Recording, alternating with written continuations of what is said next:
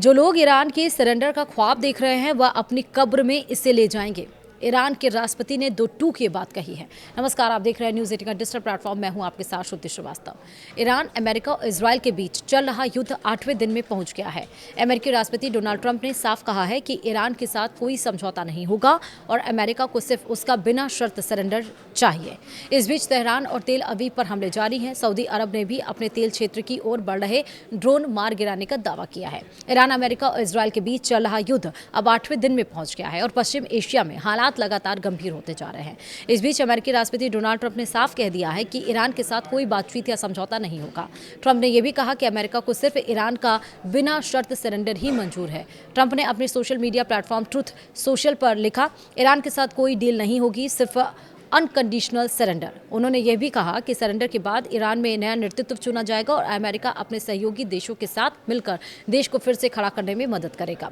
Trump का कहना है कि ईरान की मौजूदा सत्ता अब पहले जैसी ताकतवर नहीं रही। उन्होंने दावा किया है कि पिछले कुछ दिनों की कार्रवाई के बाद ईरान की ताकत काफ़ी ज़्यादा कमज़ोर हो चुकी है। ट्रंप ने यह भी संकेत दिया कि अमेरिका चाहता है कि ईरान में ऐसा नेता आए जो अमेरिका, इजरायल और मिडिल ईस्ट के दूसरे देशों के साथ बेहतर संबंध रखे।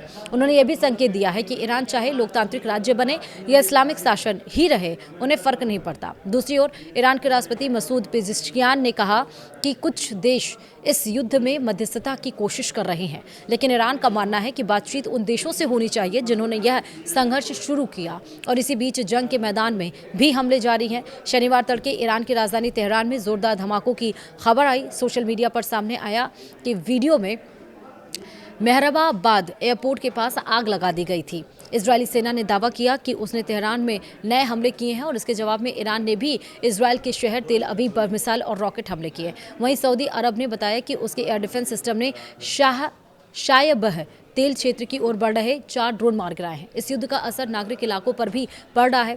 रिपोर्टर के मुताबिक कई हमलों में अस्पतालों और स्कूलों को भी नुकसान पहुंचाया गया है। विश्व स्वास्थ्य संगठन ने पुष्टि की है कि ईरान में अब तक कम से कम 13 स्वास्थ्य केंद्रों पर हमले दर्ज किए गए हैं और इधर हमलों का दौर लगातार जारी है। ईरानी नौसेना का अल दफरा एयरबेस पर बड़ा ड्रोन हमला हुआ है।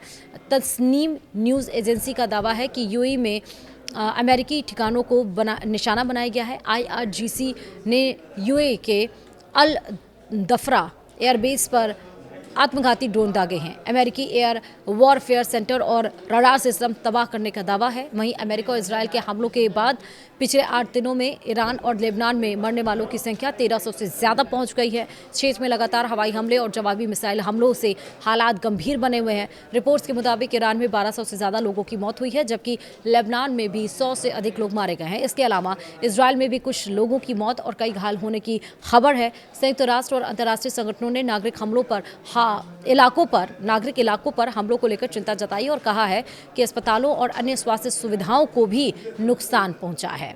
इसके साथ ही राष्ट्रपति डोनाल्ड ट्रंप ने अभी तक का सबसे बड़ा हमला करने की चेतावनी भी ईरान के ऊपर दी है और ये भी कहा है कि ईरान अब कोई मजबूत देश नहीं बल्कि कमज़ोर देश हो चुका है। वीडियो में इतना ही। नमस्कार।